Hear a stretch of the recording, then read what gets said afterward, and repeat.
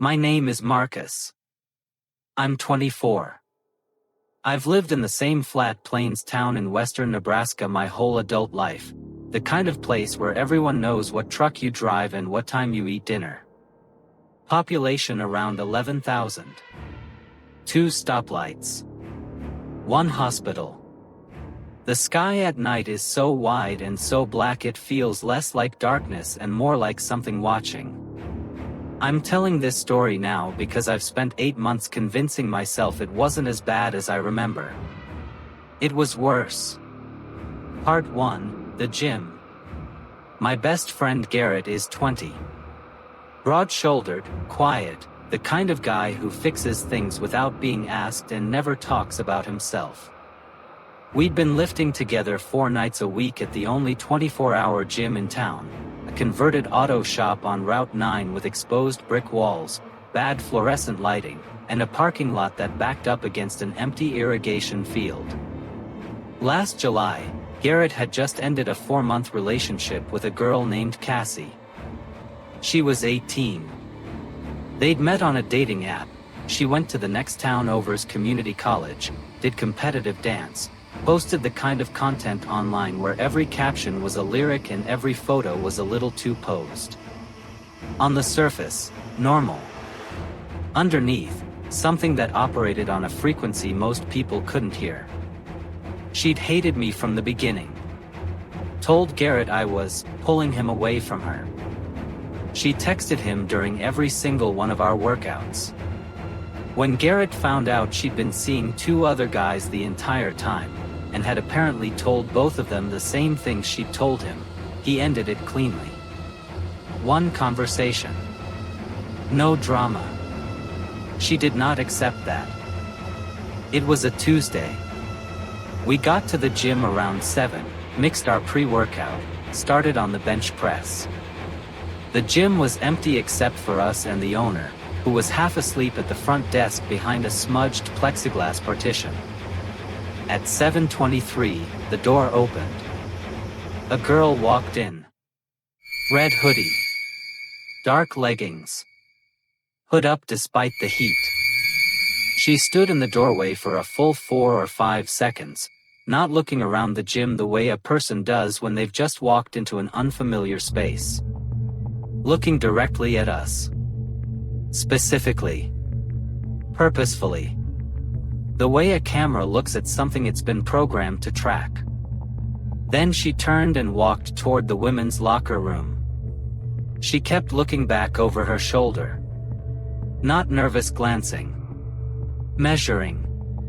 Like she was calculating the distance between herself and something she intended to return to. Garrett didn't react. I put my earbuds back in. Tried to. 3 minutes later, sounds from the locker room. Muffled, wrong. Not crying exactly. Something that started as crying and curdled into something else, whispering, rhythmic, back and forth, like a conversation with someone who wasn't there. The sound rose and fell. Rose and fell. And then went completely silent all at once, the kind of silence that feels like a held breath. She came back out in the same clothes. She'd gone in there and done nothing except whatever that was. Then she began walking the floor. Not using equipment. Not stretching. Just moving through the space in slow, gradual arcs, always in our direction, always stopping just close enough to be uncomfortable, just far enough to be deniable. She'd stand near a cable machine and look at the wall.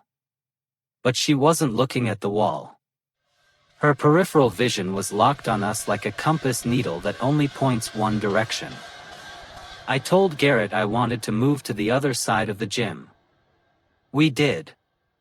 When I looked back 7 minutes later, she was gone. I hadn't seen her leave. Neither had Garrett. The front desk guy was still half asleep. She had simply ceased to be in the room. Part 3, the parking lot.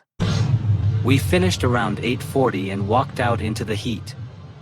A truck was idling at the far end of the parking lot. Engine running, Headlights on, no one visible through the windshield, just the blinding white of the beams cutting through the bug-thick summer dark. I counted 4 people inside, all packed into the cab. Sitting still. Not talking to each other. Not on their phones. Just watching the gym entrance. We told ourselves it was nothing. Drove home separately. 30 minutes after I got in, Garrett texted me, "Hey. You think that could have been Cassie?" I stared at my phone for a long time. Then wrote back, "No. It wasn't her. Go to sleep." We were both lying to ourselves. I think we knew that, and we did it anyway, because the alternative, the thing it meant if it was her, was a door neither of us wanted to open that night. I closed my eyes at 11:15. Part 4, The Knocking. At 11:48, something knocked on my brother's bedroom window. His room faces the side yard, a narrow strip of grass between our house and the neighbor's fence. He came and got me. I looked out. The yard was empty. The grass was silver gray in the moonlight. The fence was still. Then my window. The same knock, slow, unhurried, 3 beats. Knock. Knock. Knock. Like something that had all night. Nothing outside. Then the front door. Not knocking now, pulling.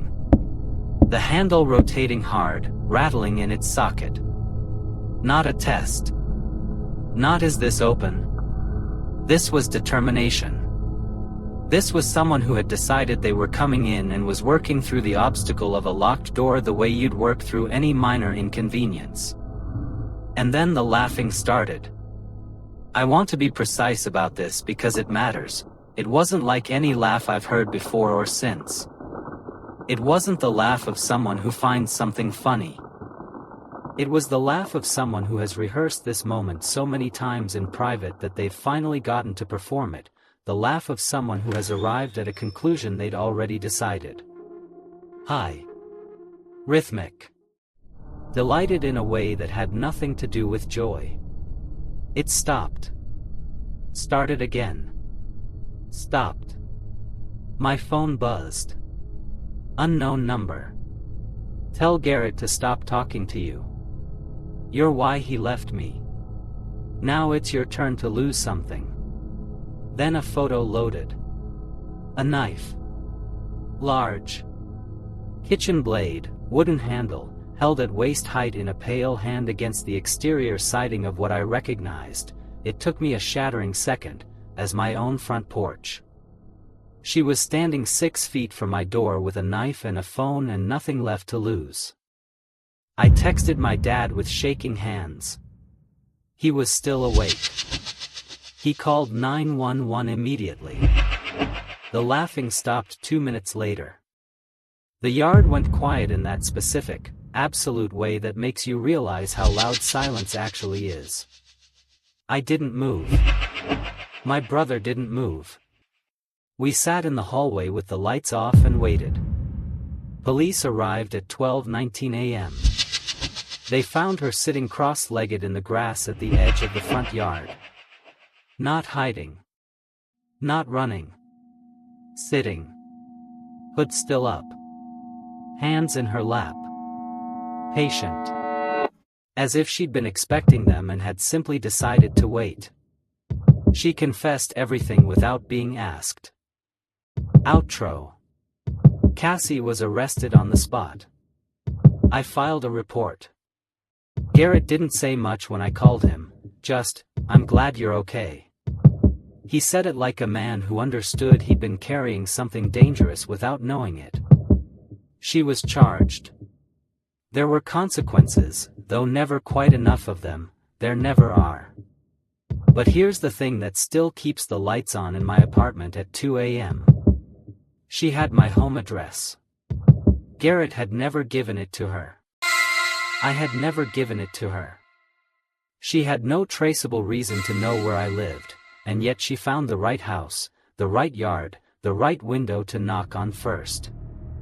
Something led her there. I don't know what. And if something found it once, in the dark, in a town of 11,000 people spread across empty Nebraska flatland, there's no version of the world where I'm confident it couldn't find it again. I still look out the window before I sleep. Both windows. Old habit. New reason. Stay safe out there. I'll see you next time.